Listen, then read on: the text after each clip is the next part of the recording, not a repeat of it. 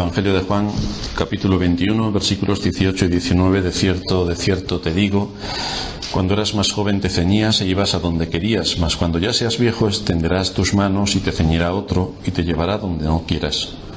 Esto dijo, dando a entender con qué muerte había de glorificar a Dios, y dicho esto añadió, sígueme. Hemos estado analizando el oficio que correspondía al profeta.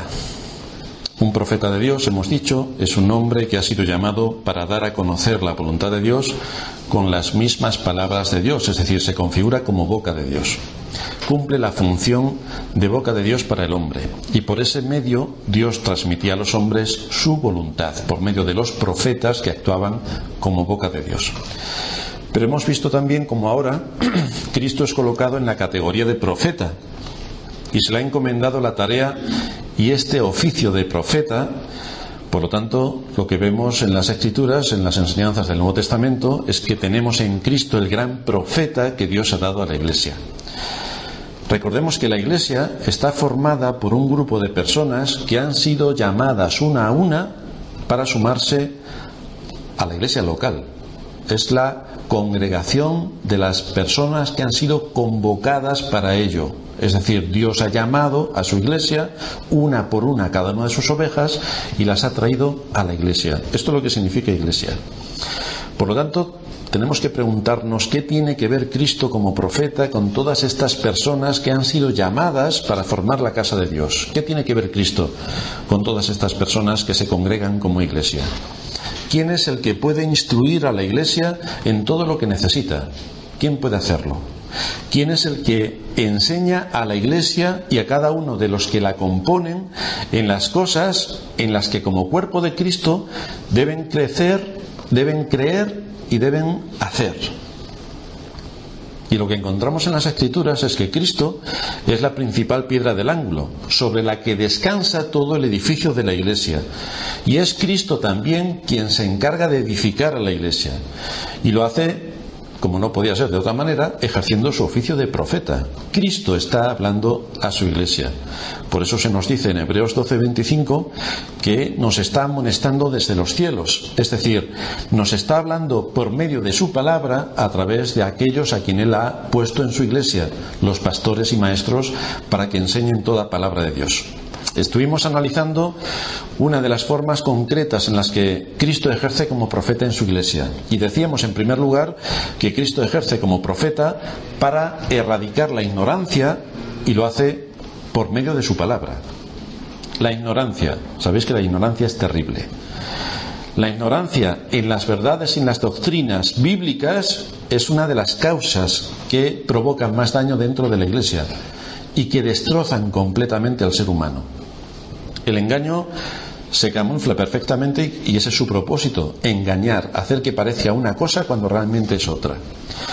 Puede que ese engaño sea intencionado y por lo tanto estamos hablando de un tema enormemente peligroso, pero puede que sea también por ignorancia o puede que sea por interés. En todo caso, la ignorancia de las Escrituras es la madre de las falsas doctrinas, tanto en la creencia como en la práctica. Cristo nos habla y enseña por medio de su palabra, que está contenida en las Sagradas Escrituras, que el Espíritu Santo se ocupó de poner en la Iglesia y a través de los profetas y apóstoles, por todos los escritos que ellos nos dejaron, se llevó a cabo con el propósito de que la Iglesia pudiera conocer perfectamente cuál es la voluntad de Dios revelada para nosotros. Por lo tanto, hay una intencionalidad en Dios al darnos su palabra, el hacer a los profetas boca de Dios para que nos transmitan su palabra, hacer que Cristo nos amoneste desde los cielos por medio de su palabra y hacer que los apóstoles nos dejasen por escrito todas sus cartas para que la Iglesia pudiera crecer en todas aquellas cosas que están de acuerdo a la voluntad de Dios. Es por esto que la predicación y exposición de las Escrituras la tenemos que apreciar como la voz de aquel que es el profeta que nos ha sido dado para que nos libre de la peligrosa ignorancia que nos puede llevar al error, que nos puede llevar a la superstición. Y parece increíble que en el siglo XXI estemos hablando de superstición, pero en el 90% de las iglesias que se llaman evangélicas hay superstición, y en el 100% de las iglesias que se llaman católicas la hay verdaderamente. Y esto es lo que produce, y esto es lo que persigue el ser expuestos a la verdadera predicación de la palabra de Dios. alejarnos de la ignorancia que nos lleva al error, a la superstición o incluso a la herejía. Por eso asumimos como Iglesia la importancia vital de la predicación de la palabra de Dios. Es el aspecto central del culto de adoración. La predicación no es aparte de la adoración, es el punto culminante de la adoración. La adoración a Dios no es cantar solamente, es cantar, es orar y es ser expuestos a su palabra. Ese es el culto de adoración. También comentamos que la Iglesia debe de desarrollar el discernimiento suficiente como para no confundir la elocuencia y la oratoria con la enseñanza, porque venimos a aprender, no a escuchar a un gran orador que cuando acabemos digamos: qué bien ha hablado. Resumen, ¿qué es lo que ha dicho? Respuesta: un interrogante. La Iglesia reunida debe recibir la enseñanza de la palabra de Dios, a través de las cuales Cristo nos va a sacar de la ignorancia, de la superstición y del error. Así que venimos a aprender verdades. No venimos a recibir un mantra o a recitar un mantra evangélico y repetir muchas veces, como se suele hacer también, que Dios es bueno y que todos hemos sido perdonados, y repetimos esto hasta el aburrimiento. Y tampoco venimos a entretenernos con las ocurrencias de un showman que nos lleve a que lo pasemos sumamente entretenidos en este culto de adoración. Especialmente porque venimos a adorar a Dios. Ese es el objeto del culto que le rendimos al Creador, Señor, Dios del universo y Redentor de nuestras almas. El propósito por el que nos congregamos es rendir culto a nuestro Dios, y es aprender y adquirir aquellas características que nos deben guiar, bajo las enseñanzas de las Escrituras, a tener un espíritu cristiano en toda nuestra manera de vivir. Ese es el propósito por el que aquí nos reunimos. Hoy vamos a ver, en segundo lugar, cómo Cristo es profeta y sabe qué y cuándo debe enseñarnos la verdad revelada. Vamos a ver, por tanto, algunos detalles en relación a este punto, en cuanto al oficio profético de Cristo a la Iglesia y sus implicaciones. ¿Qué es lo que Él está haciendo en medio de su Iglesia? Vámonos a Marcos capítulo 4. Vamos a leer los versículos 13 y 14. Y vamos a ver cómo no todos están dispuestos al mismo tiempo para escuchar todo lo que necesitan escuchar. Marcos 4:13 nos dice que con muchas parábolas como estas les hablaba la palabra conforme a lo que podían oír, y sin parábolas no les hablaba, aunque a sus discípulos en particular les declaraba todo. ¿Qué nos quiere decir la Escritura? Pues que si nosotros cogemos a un evangélico de turno o a un romano de turno y le hablamos de la doctrina de la elección, ya tenemos un problema, porque es algo que no acepta bajo ninguno de los conceptos. Por lo tanto, no vamos a ir enseñándole trigonometría a un bebé, cuando el bebé todavía tiene que aprender a sumar, a restar, a multiplicar, a dividir, tiene que saber los números. Y tristemente la mayoría de las personas que nos encontramos en entornos evangélicos y católicos, hay algo que es un denominador común: son enormemente ignorantes. Entonces, ante tal nivel de ignorancia, nosotros le vamos a hablar de trigonometría. Pues ya os podéis imaginar lo que puede pasar. Es como si nos vamos a la Edad Media y le enseñamos nuestro smartphone a alguno de los que vivían en la Edad Media, y le decimos todo lo que hace el smartphone. Lo mínimo que puede pasar es que nos peguen una paliza o que nos encierren en un manicomio porque estamos locos. Pues eso es lo que pasa cuando uno expone la profundidad de la doctrina a gente que es enormemente ignorante. Es que no la van a aceptar. Por lo tanto, quizá haya que tomar las directrices que el Señor toma y hablarle por medio de parábolas, porque no son capaces todavía de creer. En Juan 16:12 el Señor dice: aún tengo muchas cosas que deciros. Le está diciendo esto a los discípulos, pero ahora no las podéis sobrellevar. Es decir, si os digo todo lo que va a ocurrir, os desbordo. Entonces no voy a gastar el tiempo. Por lo tanto, vemos que Cristo no solamente nos trae la verdad de Dios, sino que nos habla de acuerdo a lo que podamos oír. Nos lo va partiendo en trocitos para que podamos ir digiriendo todo lo que tiene que ver con las grandes enseñanzas. Pero esto es también lo que se hace en cualquier formación de un niño. Cuando el niño es pequeñito va a parvulitos, crece un poquito más y se le enseñan los colores, crece un poquito más, se le enseñan los números, y así sucesivamente llegaremos a tener a Einstein haciendo grandes cosas. Pero no podemos enseñar lo que tenía Einstein en su cabeza a un bebé, porque eso no es coherente. Necesita su tiempo. Uno no siempre está preparado para oír todas las enseñanzas que Dios nos ha revelado en su palabra. Y por eso el Señor mismo le dijo a sus discípulos que había cosas que no las podían sobrellevar. Cristo conoce, por tanto, esta realidad debido a nuestra propia debilidad. Y necesitamos un proceso para poder ir entendiendo las verdades de las Escrituras y las implicaciones que esas verdades tienen en mi vida y en la Iglesia. Y si no somos sensibles a este tipo de situaciones que se dan en todos nosotros, causaremos más daño que beneficio cuando exijamos a otros que estén al mismo nivel que nosotros, cuando llevan años de distancia en retroceso respecto a lo que nosotros ya conocemos por la palabra de Dios y por la gracia de Dios. Las grandes doctrinas de la Biblia y sus repercusiones en la vida de los hombres requieren madurez. De la misma manera que a un bebé recién nacido no le vamos a dar un plato de lentejas porque lo vamos a destrozar, ni vamos a darle a un bebé de unos pocos meses la lista de la compra para que vaya al supermercado, porque evidentemente no lo va a poder hacer. Así también se requiere cierto grado de madurez para ir avanzando en las doctrinas y en sus implicaciones para la vida. Posiblemente muchos, cuando llegamos a la Iglesia, teníamos poca idea que abarcase más allá de que Dios es el creador y el redentor, y ahí nos quedábamos. Pero conforme vamos introduciéndonos en las enseñanzas de las Escrituras, poquito a poquito vamos entendiendo más de las Escrituras y cómo van encajando las doctrinas, y luego cómo las doctrinas se encajan en mi vida, cómo las doctrinas encajan en la vida de la Iglesia, cómo encajan en la sociedad, cómo encajan en la nación y cómo encajan en el mundo. Tenemos necesidad de Cristo para que en su sabiduría nos dirija a todas estas enseñanzas que combatan con firmeza nuestra ignorancia.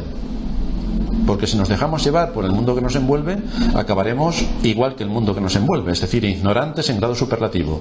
Pero nosotros venimos aquí a aprender de Dios. ¿Qué es lo que Dios tiene para el hombre? ¿Cómo Dios ha estructurado la sociedad humana? Para eso nos ha dado su ley y también nos ha dado su gracia. ¿Cómo se encajan todas estas doctrinas con el mundo en el que vivimos? Por otra parte, hay ciertas enseñanzas que tienen que ver no ya solo con el asunto doctrinal, sino con la educación. Parece increíble que tengamos que enseñar educación en la Iglesia, pero también es necesaria la educación. Hay personas que asisten a la Iglesia durante años y parece que han llegado por primera vez a la Iglesia. No se integran, no participan, no actúan. Creen que todos están allí para servirles a ellos. Entonces esto requiere también paciencia.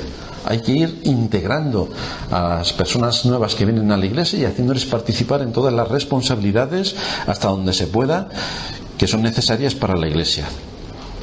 Dice Mark Dever en su libro sobre las 9 marcas de una iglesia saludable: si tuviéramos que exponer todo lo que constituye la sana doctrina, tendríamos que reproducir la Biblia entera, porque ahí están todas las sanas doctrinas. Sin embargo, en la práctica, cada iglesia decide en qué cosas es necesario que se esté completamente de acuerdo, en qué cosas puede haber desacuerdo y en cuáles hay completa libertad. En nuestra iglesia, por ejemplo, dice él, exigimos que cada persona que quiera hacerse miembro crea que la salvación es solo a través de la obra de Cristo. Eso es imprescindible. También exigimos que se tenga la misma creencia respecto al bautismo de los creyentes y respecto a la forma de gobierno. Esto también es importante. Que se crean estos dos últimos puntos no es necesario para la salvación. Es decir, el que uno cree que los niños deben ser bautizados o que los mayores deben ser bautizados y la forma de gobierno no es necesario para la salvación, pero que haya acuerdo en estos dos puntos ayuda de manera práctica y saludable para la vida de la Iglesia. Porque si aquí cada uno empieza a luchar por este tipo de cosas que son secundarias pero que son necesarias para la vida de la Iglesia, tenemos una Iglesia en desorden y tenemos una batalla campal. Entonces esto es la exigencia, esto es lo que marca la línea de la Iglesia. Hay una confesión de fe que estructura como el bautismo tiene que ser de mayores. Cuando uno haya creído en Cristo, entonces se bautiza. Y que nuestra forma de gobierno no es congregacionalista, no es a mano alzada a ver qué votan todos y según lo que voten todos se hace, no. Es el pastor quien dirige la Iglesia y quien determina qué es lo que hay que hacer o qué es lo que no hay que hacer. Por lo tanto, estos dos aspectos son vitales para nosotros, para que haya unión y sepamos a dónde vamos. Sigue diciendo Mark Dever: se puede permitir algunas diferencias en aquellos asuntos que no son ni necesarios para la salvación ni para la vida práctica de la Iglesia. Podemos disfrutar de una libertad completa en aquellos asuntos que son menos importantes o menos claros, como por ejemplo, ¿quién es el autor de la Epístola a los Hebreos? Pues nos da igual si fue Pablo o si fue otro de los apóstoles. El asunto es que tenemos la Epístola a los Hebreos. Entonces, si uno piensa que es Pablo y otro piensa que no es Pablo, en nada afecta ni a la vida de la Iglesia ni a las doctrinas.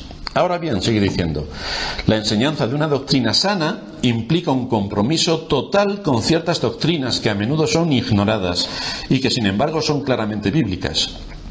Si queremos aprender la sana doctrina de la Biblia, debemos estar de acuerdo con algunas doctrinas que, aunque puedan ser difíciles o aún potencialmente causantes de división, son fundamentales para el entendimiento de la obra de Dios en el mundo. Por ejemplo, la doctrina bíblica de la elección es ignorada habitualmente por ser considerada demasiado compleja. Sea como sea, es innegable que esa doctrina es bíblica e importante, de manera que aunque ésta pueda tener algunas implicaciones que no llegamos a entender, el hecho de que nuestra salvación dependa en última instancia de Dios y no de nosotros no es algo baladí. Sin embargo, también hay otras preguntas importantes que la Biblia contesta y que sin embargo han sido ignoradas. Por ejemplo, ¿el ser humano es bueno o malo? Porque dependiendo de lo que respondamos, estaremos en una posición o en otra. ¿Necesita ser animado y aumentar su autoestima, o lo que en realidad necesita es que se le perdonen sus pecados y ser regenerado por el Espíritu Santo? Segunda pregunta que le hace: ¿qué hizo Jesucristo al morir en la cruz? ¿Hizo viable una posibilidad de salvación o fue nuestro sustituto? Porque dependiendo de lo que respondamos, estamos hablando de cosas distintas. Si somos cristianos, en tercer lugar se pregunta, ¿podemos estar seguros de que Dios sigue preocupándose por nosotros? Y si es así, ¿lo sigue haciendo por nuestra fidelidad o por la suya? Y dependiendo de lo que respondamos, estamos en polos opuestos. Todas estas preguntas, dice, no son únicamente para teólogos superestudiosos o para jóvenes estudiantes del seminario. La fidelidad a la Escritura nos demanda hablar de estos asuntos con claridad y autoridad, y esto es lo que pretendemos hacer desde el púlpito de la Iglesia. Nuestro entendimiento de lo que la Biblia enseña acerca de Dios es crucial. El Dios de la Biblia es creador y es Señor. Sin embargo, en ocasiones su soberanía es negada aún dentro de la propia Iglesia. Para aquellos que se llaman cristianos, resistir la idea de la soberanía de Dios en la creación y en la salvación es en realidad jugar a una especie de paganismo piadoso. Además, aunque muchos cristianos pueden tener dudas sinceras respecto a la soberanía de Dios, una negación constante y tenaz de la misma debería preocuparnos como Iglesia. El asunto es que bautizar a una persona así podría significar que estamos, de alguna manera, bautizando a un corazón incrédulo. Admitir a una persona semejante en la membresía de la Iglesia puede significar que damos por sentado que confía en Dios, cuando en realidad no está confiando en nada. Esto es lo que ven nuestras iglesias hermanas sobre cómo Dios habla por medio de Cristo a la Iglesia a través de su palabra y a través de sus pastores, y cómo la Iglesia tiene que ser enseñada en toda verdad, sin dejar absolutamente nada que entre dentro del capítulo de los teólogos. No, hermanos, si nosotros venimos aquí a aprender teología, venimos a aprender la palabra de Dios, venimos a la universidad, que es la Iglesia, y vamos a ser enseñados en todas las doctrinas que contienen las iglesias. Ya les gustaría a muchos teólogos y seminaristas saber lo que vosotros sabéis, porque muchos de ellos no tienen ni la más remota idea. Si nosotros admitimos a la Iglesia gente que no cree en las doctrinas o que tiene una idea errónea de muchos de los aspectos que hemos comentado, vamos a provocar que cuando entren en la Iglesia y no han sido llamados, no van a mostrar una disposición a amar la verdad. ¿Qué verdad? Si la verdad es subjetiva. Y por lo tanto la Iglesia va a quedar completamente corrompida desde dentro, que es lo que ocurre cuando se admiten dentro de la Iglesia a personas que no son convertidas. ¿Y qué es lo que ocurre dentro de la Iglesia? Pues que se hace de todo, chirigotas y de todo lo que tiene que ver con la falsedad de este mundo, introducidas en la Iglesia. Y eso ocurre porque dentro de la Iglesia se ha admitido a gente que no era cristiana. Y por eso están las iglesias como están, porque no hay cristianos. De ahí la importancia que le damos a la confesión de fe y de asegurarnos de que los que se incorporan a la Iglesia son, por una parte, verdaderos convertidos y, por otra, que mantienen un mismo sentir respecto a los principios que la Iglesia cree y practica. Y así nos aseguramos que va a haber unidad, que va a haber paz y que vamos a tener todos un mismo objetivo cuando miremos hacia adelante. ¿Cuál es el andar que requiere la Iglesia? ¿Hacia dónde vamos? ¿Cuál es nuestro objetivo? Pues todo esto es lo que se trata cuando hablamos de la confesión de fe y de nuestras particularidades como Iglesia. En tercer lugar, si Cristo es el profeta de Dios para la Iglesia, debemos de tener mucho cuidado en dar como respuesta a su voz la indiferencia. Debemos tener mucho cuidado. Que Cristo sea ahora el gran profeta de Dios en la Iglesia no es un título honorífico. Cristo es nuestro profeta. Vamos a pasar a otra cosa. No es un título honorífico. No es un mero nombre o una doctrina más, sino es que a Él se le ha encomendado enseñar toda la verdad de Dios a la Iglesia. Y aunque todo nos lo irá enseñando según tengamos necesidad y capacidad, nada puede ser tomado con indiferencia de aquello que Dios, por medio de Cristo, nos dice. En Oseas capítulo 8, versículo 12, nos dice allí el autor: les escribí las grandezas de mi ley, dice el Señor, y fueron tenidas por cosa extraña. Increíble. Fueron tenidas por cosa extraña, que no nos encontramos hoy en la mayor parte de las iglesias. Ve a hablar a alguna de las iglesias de la ley de Dios, y es exactamente esta misma respuesta: son cosa extraña. Nosotros estamos bajo la gracia. La ley para nosotros no existe, pero la ley es fundamental para llevar a los pecadores a Cristo, porque declara mi culpabilidad. Si yo soy culpable de algo, buscaré el perdón. Ahora, si no soy culpable de nada, ¿qué perdón voy a querer encontrar? Dios se quejaba de que su pueblo tratase con desdén su palabra. ¿Es posible que alguien que se llame cristiano desprecie la palabra de Dios? Pues evidentemente sí, a tenor de lo que vemos. En Jeremías 44:16 se nos dice: la palabra que nos has hablado en nombre de Jehová no la oiremos de ti. No nos interesa, nos destroza bastante nuestra situación. Jeremías 44:16 nos descabala bastante nuestra situación, nuestros propósitos, nuestros intereses. Si aplicamos la palabra de Dios, todo lo que tenemos se nos viene abajo. Jeremías 5:23: no obstante, este pueblo tiene corazón falso y rebelde. Se apartaron y se fueron. No quisieron escuchar. Montaron un corazón rebelde delante de Dios. Jeremías 8:5: ¿por qué es este pueblo de Jerusalén rebelde con rebeldía perpetua? Abrazaron el engaño y no han querido volverse. Eso sí, el engaño les encajaba. ¿Y la palabra de Dios no? No. Tú predicas con fidelidad la palabra de Dios, vete fuera y empieza a predicar a todos aquellos que se llaman creyentes y verás cuál es la respuesta que obtienes. Ezequiel 2:5, el texto que leíamos antes en la introducción: ¿acaso ellos escuchen? Pero si no escucharen, porque son una casa rebelde, siempre conocerán que hubo profeta entre ellos. Es decir, aunque no quieran escuchar el mensaje del Evangelio, lo tienen que recibir. Y así vemos como el denominador común de aquellos que siguen a Dios es en muchas ocasiones una negación del Dios en el que dicen creer. Es decir, creemos en el Dios creador y salvador, el Dios que nos ha dado su palabra, pero la palabra de Dios no la usamos. Nos vamos a las filosofías y huecas sutilezas que utiliza el mundo para defender las doctrinas. Pero la palabra de Dios no, porque tiene muchos años, es muy antigua y ya, ¿cómo iba a saber Pablo lo que pasaba en el siglo XXI? Que él no sabía nada de esto de hombres y mujeres. ¿Cómo vas a ver la escritura escrita, el Antiguo Testamento, que era para gente de, como mucho, de la Edad Media, pero no para nosotros que usamos ya teléfonos inteligentes? Nuestro Señor dijo: id y haced discípulos por todas las naciones, bautizándolas en el nombre del Padre, del Hijo y del Espíritu Santo, y enseñándoles que guarden todas las cosas que os he mandado. Todas. Y las cosas que el Señor mandó fueron bastantes. Todas las cosas que Cristo nos enseña son importantes, y Cristo quiere que se enseñen en medio de su iglesia reunida en el día del Señor, que es el día que Él ha preparado para recibir su palabra. Y lo tenemos que hacer con el propósito de asumir y aplicar la palabra de Dios, porque es lo que necesitamos para nuestra vida. Desde luego, todas las doctrinas no son igual de importantes, pero sí que todas son útiles para enseñar, para redarguir, para corregir y para instruir en justicia. Todas nos van a ser útiles en un aspecto o en otro. Por eso la indiferencia a Cristo en su oficio de profeta es algo grave.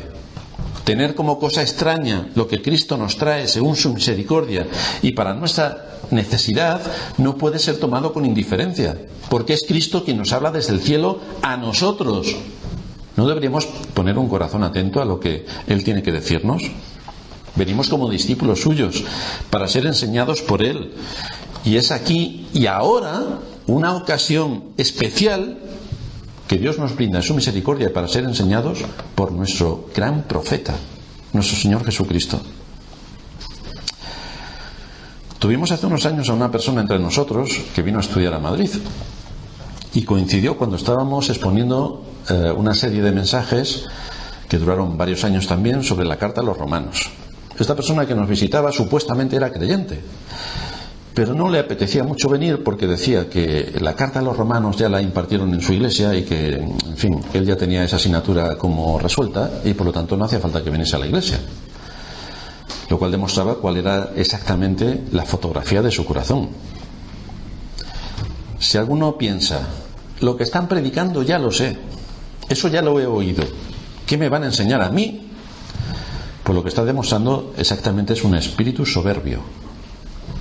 Es bastante difícil que sobre un mismo texto dos iglesias prediquen lo mismo. Es bastante difícil.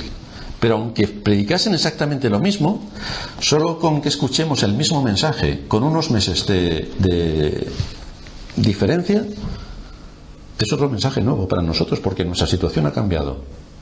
El tono en el que se predica cambia y el contexto en el que estoy cambia. Por lo tanto, siempre va a tener algo nuevo que decirme. Así que nos resulta bastante sorprendente que haya gente que se acerque hacia la iglesia como si se tratase de la universidad donde me tienen que convalidar estas asignaturas. Y como aquí están predicando de Romanos y en mi iglesia ya han predicado de Romanos, estoy exento de venir al culto porque yo ya sé todo lo que se enseña en Romanos.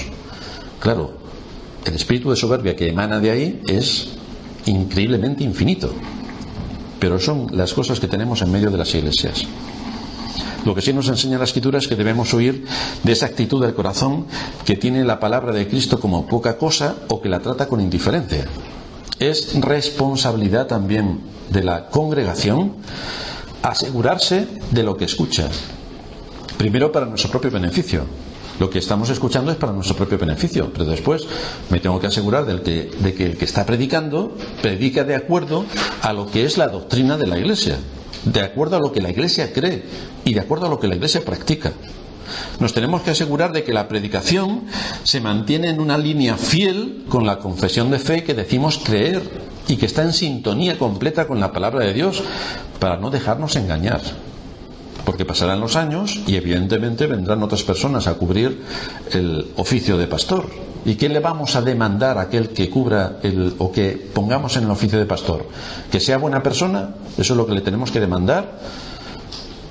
O aparte de que sea buena persona, que sea un buen creyente, que sea de ejemplo, que tenga conocimientos y que pueda desenvolverse con soltura en las doctrinas y que además predique las doctrinas de la gracia, que son las que forman parte de nuestra existencia, de nuestro creer, de nuestra confesión de fe. Tenemos que demandar más cosas. O quizá nos pondríamos nosotros en una operación a pecho abierto, a corazón abierto, ante alguien que tiene ciertas ideas de medicina, pero que es muy buena persona. Nosotros, porque es muy buena persona, le dejaríamos que nos operase a corazón abierto, o requeriríamos, aparte que fuese buena persona, que fuese un buen cirujano, que tuviese experiencia si es posible, y que viésemos que trata con soltura ese tipo de enfermedades. Pues lo mismo debemos exigir a quienes nos dirigen en la Iglesia. Por eso le dice el Señor a Timoteo, en la segunda carta que le escribe, el capítulo 4, te encarezco delante de Dios y del Señor Jesucristo, que juzgará a los vivos y a los muertos en su manifestación y en su reino, que prediques la palabra, que instes a tiempo y fuera de tiempo, redarguye, reprende, exhorta con toda paciencia y doctrina.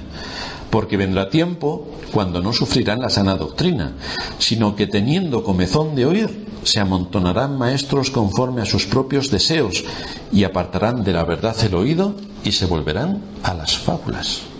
Y esto es lo que tenemos en la iglesia psicodélica de nuestros días.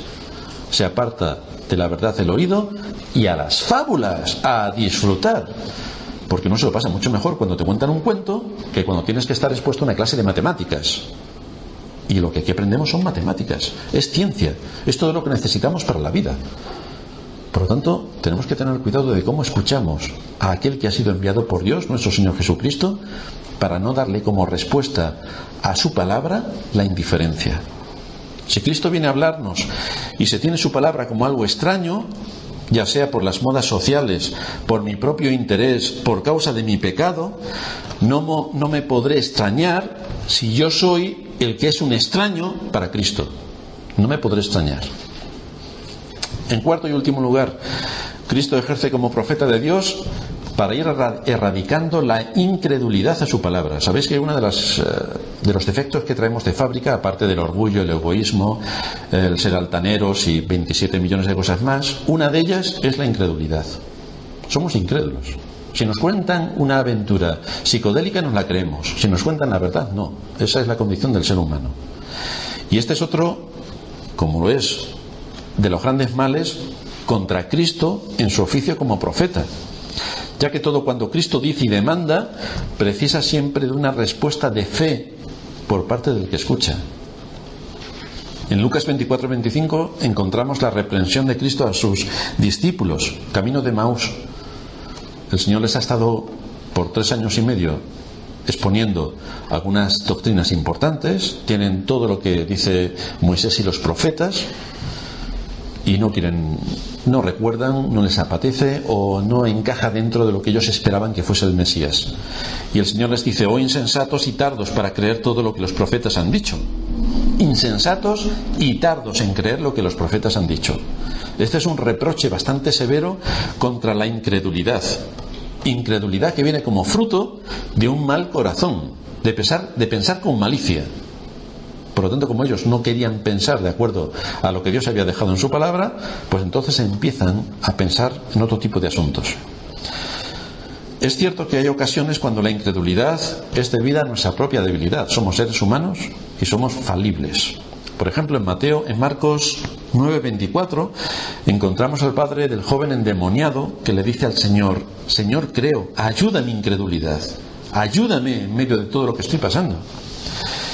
Y aquí detectamos que el Señor no reprendió la conducta del padre de este hombre, porque sabía que esto puede estar patente por la condición frágil y débil que como hombres tenemos.